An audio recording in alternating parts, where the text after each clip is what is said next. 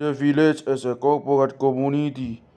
The huta has a much more pronounced corporate character than the tribal group. The area of the village is small and clearly defined. Specifically, it is the piece of land on which the village, with its wall and ditch, was founded. If its founder built it on land that he owned, or on occupied land, then the perhutan, the area of the village, is part of the property of the founder and of his descendants, and will continue to be so even if the village itself is later moved elsewhere, and the perhutan becomes lobu deserted. If the village was founded on occupied land, then in most regions, customary law adat adds an area around it of about 30 feet or more, which in some places serves as reserved land for the possible growth of the village. The area is then called the Tapanuli Utara or Pangeahani Huta. In some regions, it forms an inalienable complex of rice fields, which is intended exclusively for the use of the inhabitants of the village and must periodically be redivided among them. It is then called the upapari appendage of the wall to the wall. Elsewhere, it is a means of demarcating the point to which neighboring villages are permitted to come with their walls and cultivated fields, and it is then called nilingom nibulu, that which is in the shade of the bamboo, or the paghaisan ni manuk, the place where the chickens are allowed to scratch. This area is measured differently everywhere, but it can be defined for any village and is always reckoned as being part of it. It serves the interests of the village, and non-inhabitants have no rights there and are excluded from it. There are, the area beyond it cannot be regarded as being part of the village area proper.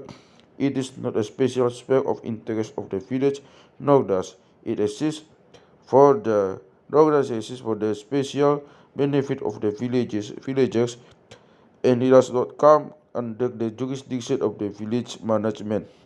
Villages can acquire the right of use or prevent the right to unoccupied land beyond the narrow village area only when it has been regularly used as cattle pasture or has previously been used as rice fields, gardens for sweet potatoes, and so on.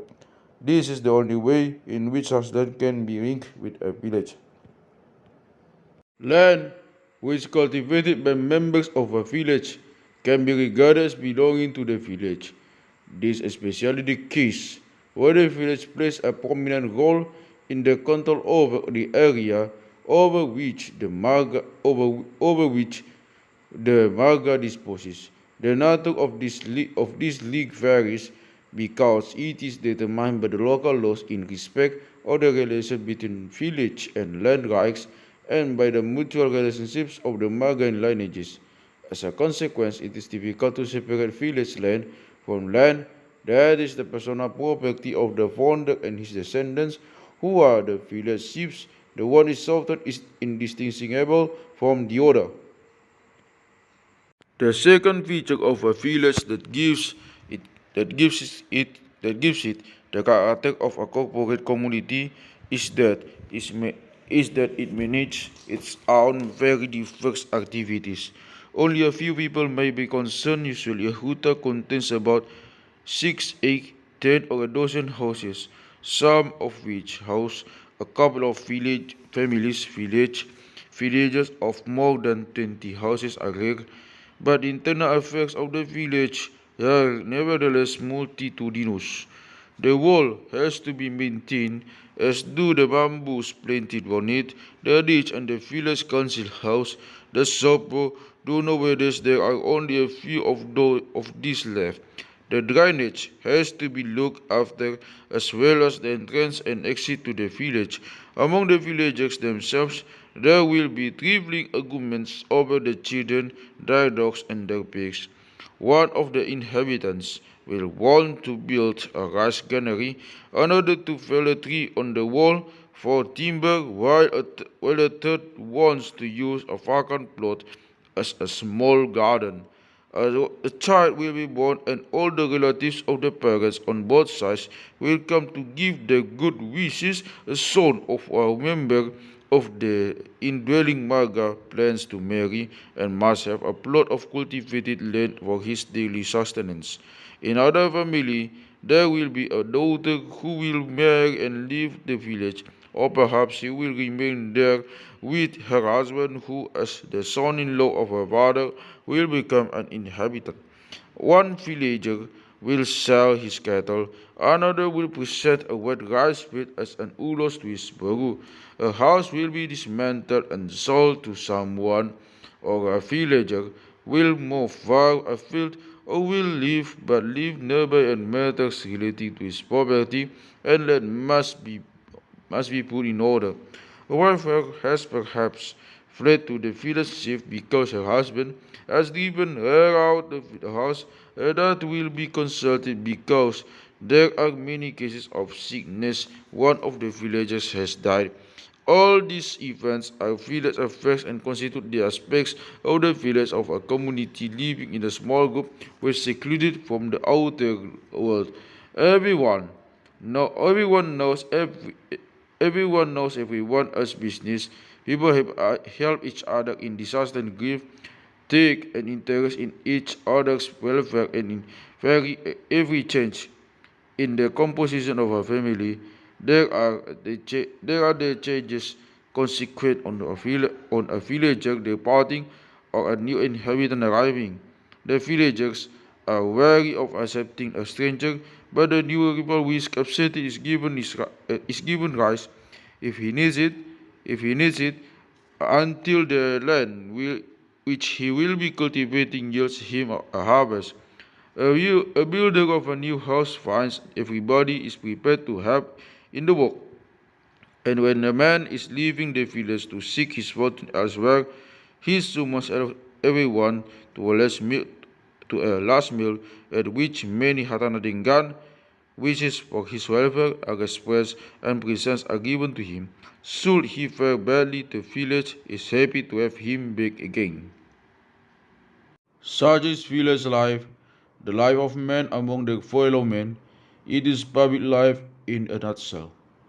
Anything outside the sphere of actual family affairs is a village affair and comes within the village control. Private interests and public affairs flow into each other, and the smaller the village, the quicker it happens. In the following chapters, it is in the main private law that will be discussed. Nevertheless, it must be understood that though the village community may not be mentioned, its administration, its customs, and its law are interdependent, and the village itself is always in the background. Do not assume that all the people who form such small village communities are equal to each other in the body corporate of the village. Such is not the case. There is a separation, and no matter where the village is situated, it is one that applies everywhere, and which is only available in exceptional circumstances. One does not find the social classes in the Toba country such exist in South Tapanuli, nor does one encounter in Toba the wards between villages as one does in South Tapanuli and the Batak country. In Toba, the internal differences between the villagers result from and are dependent upon the foundation of the village.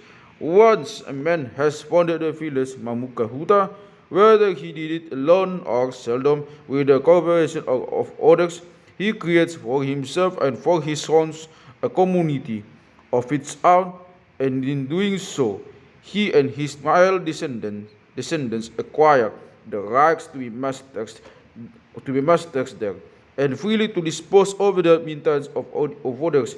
This is a right that operates strongly everywhere and which governs village life completely. It derives its authority from the fact that in the territory of which the villages form a part, there are other villages of the same larger kin group, the descendants of the first occupiers that have the same rights. It's an idea that is accepted and which will continue to be accepted because it flows naturally from a system of social relationships that is based on a genealogical structure. The manner in which a village is founded contributes to the firmness of the link between it and its founder. The offering booty that is offered to the supreme god Mulajadi Nabolon and the earth spirit Bogaspati Nitano with the object of obtaining their blessings and averting the danger of their anger and of summoning a good guardian spirit for the village Bauta Nihuta creates a spiritual link and a legal relationship between the person making the offering and the village. This will later be strengthened by the many children he will be fortunate enough to have and by the prosperity they will share. This first village will always be held in great honor, the more so if it has flourished and becoming too small has been the starting point for the founding of other villages to accommodate the founders' descendants. In later centuries, it will become a place of pilgrimage for them. The right to the village is thus the factor or differentiation between the Isinihuta inhabitants of the village. It is the right of the founder, the Sipukahuta, of the bearer of the offering, Sihatarotbuti, the instigator of the founding, the Suhut, or whatever name he is called, and is held in the perpetuity by his descendants so long as they continue to dwell in the village.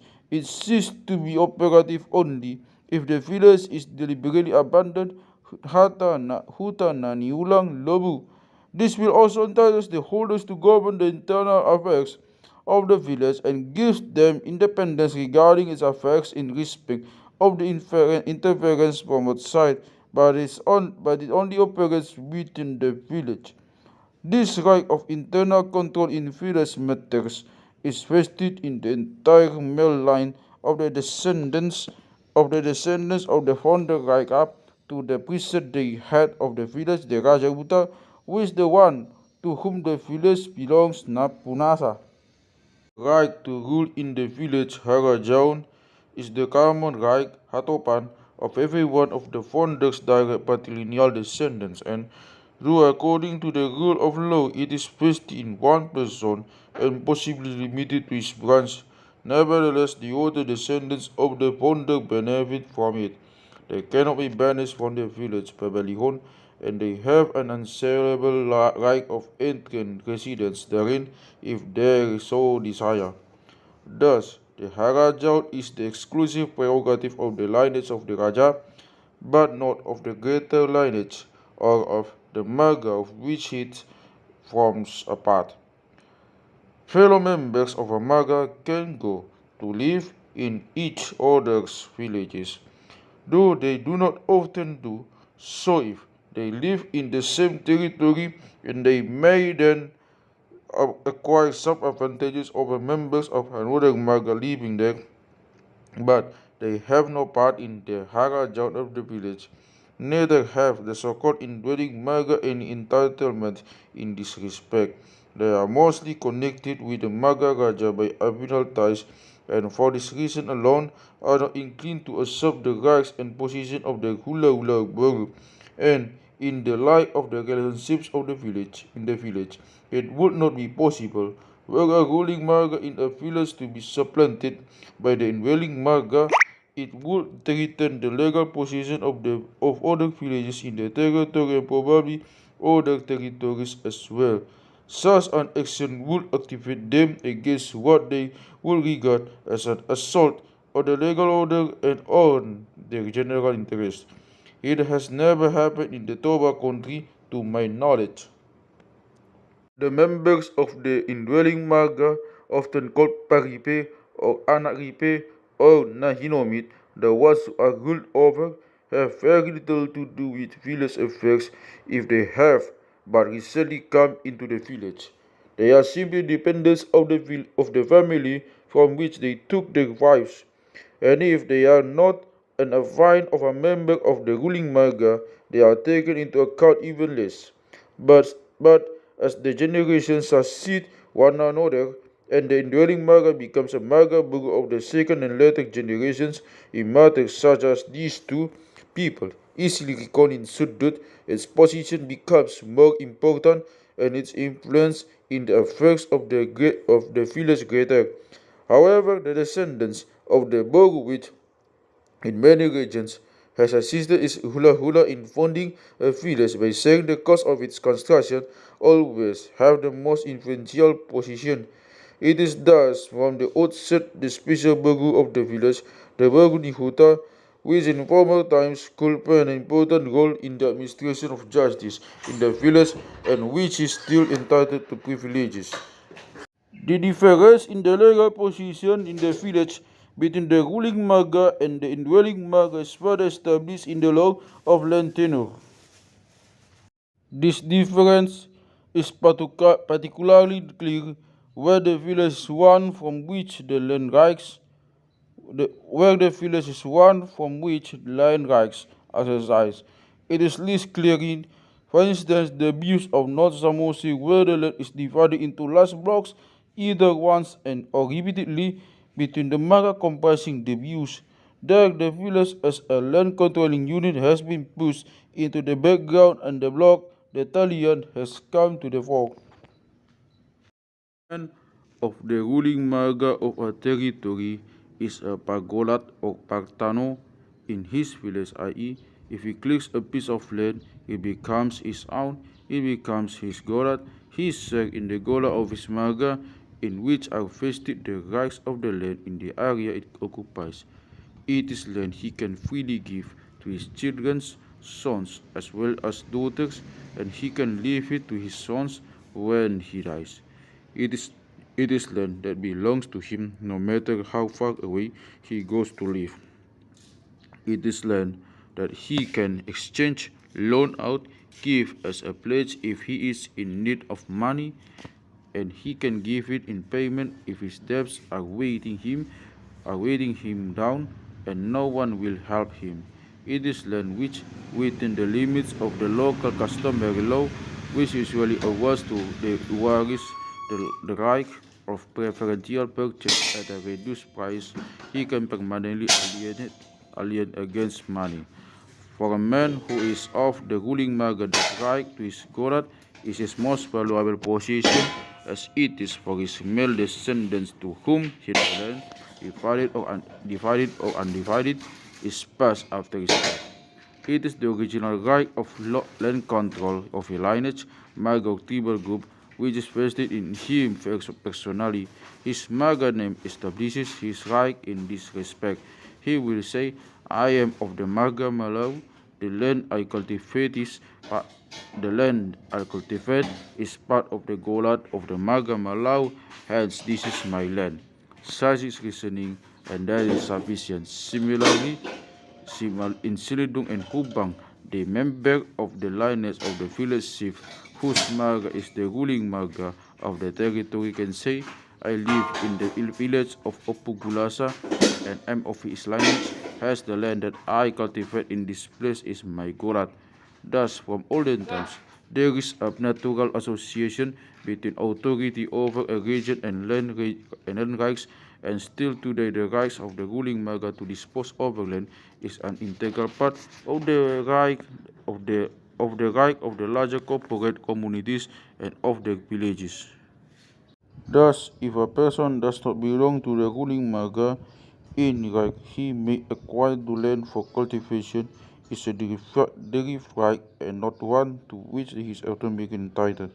For instance, a man who belongs to the indwelling marga, to the Nahinomit, the root one, only acquires the right of useful work, often called the Paripian right, of the Golat of the ruling marga with which he is an indweller.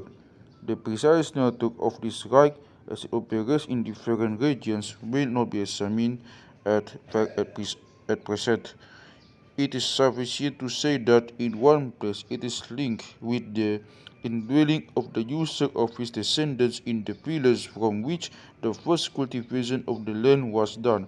If he moves elsewhere, then the land must be surrendered, tinggal or taring, to the village chief, unless the relations between the chief and both the user and the chief of the village to which he is going are such good ones that he will be permitted to continue to have the use of the land. Map 1. To take the land with him. In another place, the guy is tied up with a dwelling in the cluster of villages to which the village from which the cultivation was started belongs, and there and there are other restrictions on the right to this land by an indweller. Normally, he cannot pledge a piece of land that he himself cleared for the first time, or pledge garden plots with their trees without the consent of the village chief. It cannot be used as a redeem pledge sindor for the marriage payment of for a son panguli ni anak. It cannot be given as a gift to a daughter pangias di bogu when she marries unless the user is of the bogu nagojong, the first indwelling marga of the olden times. A chief cannot, however, take land away from the user except in great need, so long as he and his descendants continue to live in the village. In short, the right of a man who does not belong to the ruling marga is much weaker than that of the one does the pagoda, but it is stronger than a mere right of use of rock resting on a terminable contract. And this right of use becomes stronger as the period of time during which an indwelling marga stays with another marga increases, because as a rule many side relationships result from the marriages which take place between a ruling marga and an indwelling marga. In respect of the law of land tenure, members of the village chief's marga who live in the village but who are of another branch or lineage are often treated on an equal footing with the paripe. In the Selindung area, they are called paripedongan. For example, members of the Huta Galung marga who live in the village of the Harian branch, but who are themselves of the Inaina branch, are there regarded as indwelling, though it is a small Hutagalung territory situated in the middle of the Selindung Valley where both branches live together. This cause of the relationships to have considerable local variations. It will already be obvious from the foregoing that the village possesses the third characteristics that stamps it as a corporate community, i.e., its own authority. Some writers on the Batak have gone so far as to say that the Huta is a small independent republic whose Raja need book no outside interference in its affairs. This is not admissible. The Huta is already a part of a higher community from which, in the Bidari time, it could not disassociate itself other than at the cause of great danger to its own existence. It is a cell of a political organism which was formed by the Marga tribal groups, but a cell with a corporate life. Everything that happens between the members of the village and within the village walls, and only there, is from olden times a matter which only concerns the village. Formerly, the only exception were those major crimes which disrupted the peace of the whole territory. Minor offenses were settled in the village, as were also cases between the villagers themselves relating to land and debt, and everything that was of interest solely to the village and its inhabitants was dealt with by the village authority. In such cases, the village chief paid an interference from the chiefs of surrounding areas. Nowadays, the sphere of life of villagers has extended considerably through greater intercourse, so that many of their interests, from some of them most of their interests, lie outside the strict sphere of the village. Nevertheless, the village chief is still always on his guard to see that the adat partuturan is properly maintained, that village affairs are handled by the village authority, and that there is no interference from outside in these matters. It is, however, possible for a firm bond to exist between a village and its mother village, village of origin, and then some interference by the later in, say, embargoes of the slaughter of animal for which it is tolerated. The authority in the village is usually the village head, who is known by various titles, Raja Huta being the most usual one. On Samosir, he is called Tunggane Huta, village elder. Elsewhere, he is also sometimes called Sibuat Buti, the bearer of the offering. It is he who is charged with the management of the village and the maintenance of law and custom, order and discipline. He is the patrilineal descendant of the founder of the village who was the first Raja Huta. This office, if possible, is passed from father to son or to an uwaris. Formerly, a village chief was required to have more qualities than at present now that peace prevails. The village health administration is as diverse as are the aspects of the village life. He is responsible for the maintenance of the village square and the walls. He regulates the alignment of the houses and controls the lands of the village. He can decide whether a small garden must be given up in order to make room for a house or whether it can remain. He guides the legal conduct of his dependents and stands by them if they have to make a claim against anyone or in the event of the creditors making too many difficulties for them. He conducts their betrothal deliberations when their children marry. He represents the interests of his village and of his lineage where there is involvement with the outside world. And though he has been pushed into the background in recent years, he is still the authority in the village who executes the orders of the higher authority. Formerly, he was responsible for the administration of justice also. The inhabitants of the village must accept his leadership and be guided by him, and as proof of his, they must honor him in such transactions as marriages, the sale of the cattle, alienation of land, etc., why with the gift of homage uparaja. He, on his side, usually consults his elder subordinates na tua-tua o pangituai, from the foremost of whom the Namoraboru, the most important man of the indwelling marga. He receives regular support. This is especially the case when the matter relates to a dispute between him and members of his own lineage. Nevertheless, he has the last word, and if he has if he has to assert his civil authority by force in order to ensure that his orders are observed, he does so. He is the government and police in one, and in olden times he sometimes had a block standing near his house so that he could place under restraint an inhabitant who would not submit with good grace to his orders. Naturally, only a powerful figure who has head and shoulders above the villagers and whose words would not be taken lightly could make a successful village head whose authority would be felt. Though the position of village head is thus an important one, in practice he sometimes has little opportunity of exercising it. If his village is small and consists of only half a dozen simple farming families who are broke, then it may be a long time before anything of note happens, such as a betrothal, the slaughter of a buffalo, the battle as well, or an alienation of land. In areas where the village is not the focal point for the control of the land, legal cases are rare, and it may sometimes be months before the necessity arises to replace a Raja Huta who has died.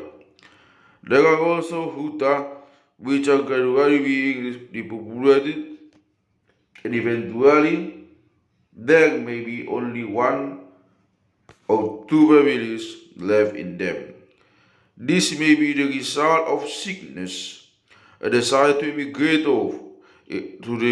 or If the huta is in a mountainous area, there may not be much possibility of cultivation of rice on wet fields.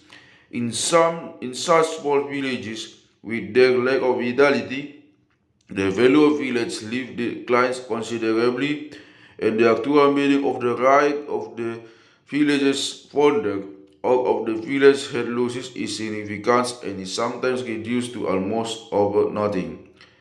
Many other villages like this are numerous, a fact that has led the government to abandon using the village as the smallest cell in its administrative system. Nevertheless, the general principle of the independence of the village its area Nevertheless, the general principle of the independence of the village, its area, its internal management, and its government remains what it was, and the Batak accord equal honor to these smallest villages and to the large, handsome villages of the prominent and prosperous lineages.